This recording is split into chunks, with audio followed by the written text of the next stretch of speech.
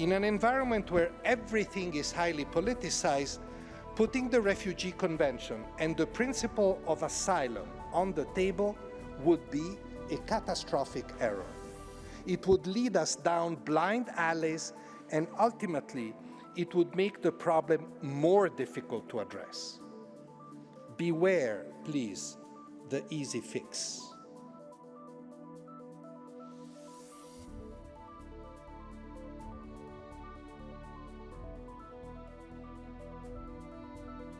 Any effort to reform the current system, let alone rebuild it, must, in addition to keeping the protection of refugees front and center, take into account the reality of all states, especially those who have been the most generous hosts and often have scarce resources.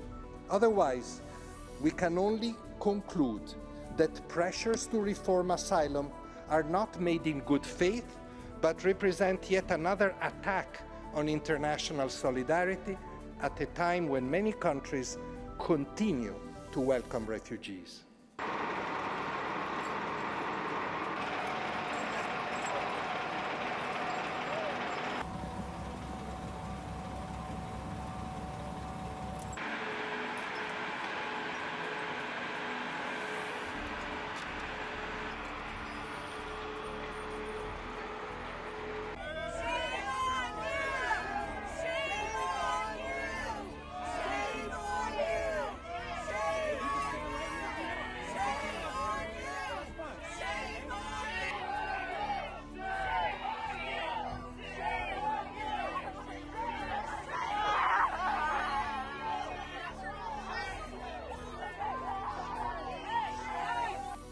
I'm worried that the current debate in Europe, for example, and some current deportation practices, such as in the United States, address real challenges in manners not consistent with international law.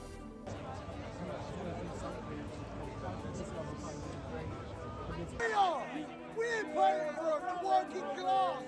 You ain't paying. You ain't paying. How many got your house? The government and all. It's embarrassing.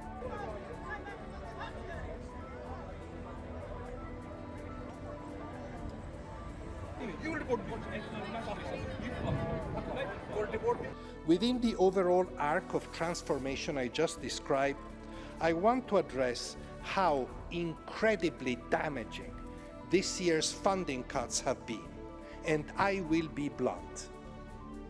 I don't think this is simply a financial crisis.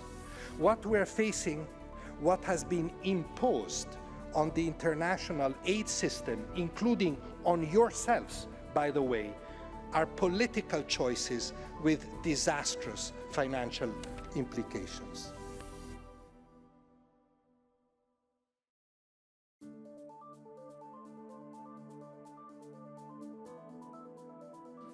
As things stand, we project that we will end 2025 with $3.9 billion in funds available, a decrease of $1.3 billion compared to 2024, or roughly 25% less. And the year is not over.